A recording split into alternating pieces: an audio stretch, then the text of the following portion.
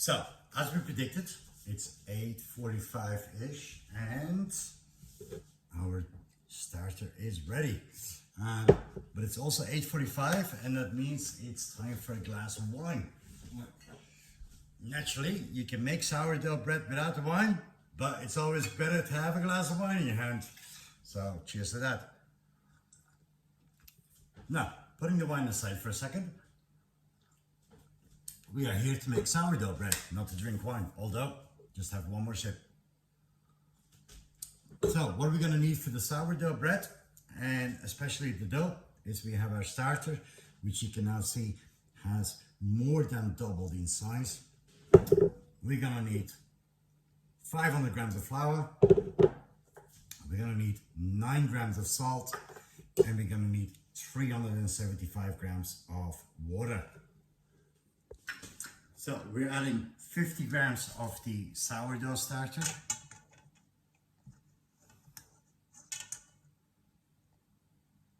And so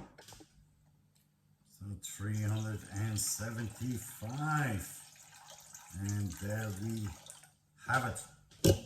Then we take a fork and we mix the sourdough starter very properly with the water. Now the next most crucial step, especially during the summer because we don't want to get thirsty, is have another sip of wine. But back to the bread making.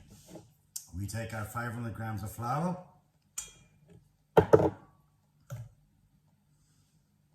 and we give that a good mix with the fork. And we just want to mix it up until it's a rough mix. Just gently make it into a rough mix,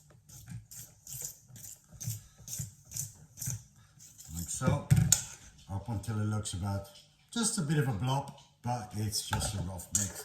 Then we take our salt, spread out our salt, and now it's time to get our hands dirty.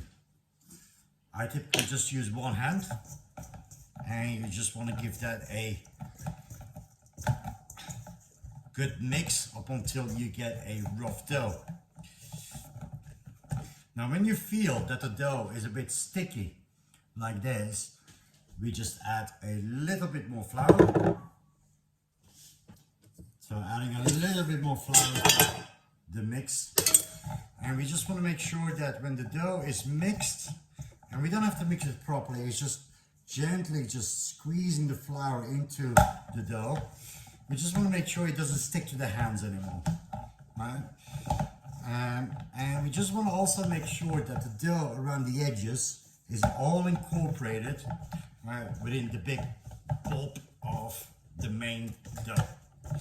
So what you're going to get with is essentially a ball of dough which comes loose from the pot. And then when you don't see any dry patches anymore, then it's good to go. Now, the next thing we have to do is get a clean towel. Just any normal towel will do. Just have to make sure there's no holes in the towel, especially in the summer, because the flies will come and they might just get to the dough. And what we're gonna do is with the towel, we're just gonna make it really, really, really wet.